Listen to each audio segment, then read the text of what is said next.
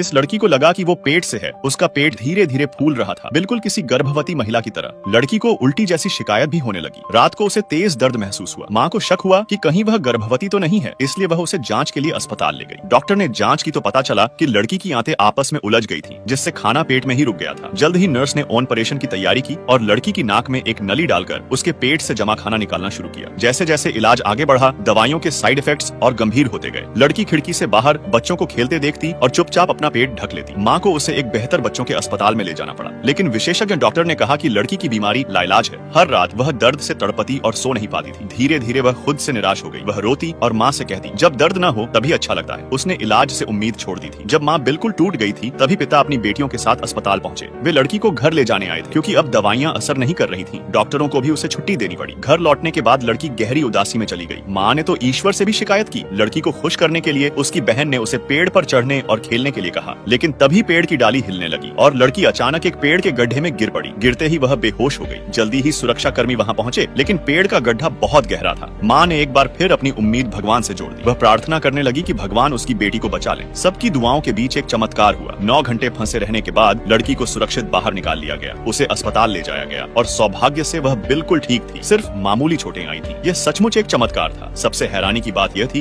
कि अब लड़की के पेट में कोई दर्द नहीं था और उसका पेट सामान्य हो गया था। माँ उसे दोबारा अस्पताल ले गई। डॉक्टर को विश्वास नहीं हुआ कि वह ठीक हो गई है। माँ बेहद भावुक हो गई। पता चला कि जब लड़की पेड़ के गड्ढे में गिरी थी, तब उसकी आत्मा स्वर्ग पहुंच गई थी और उसने वहां भगवान से मुलाकात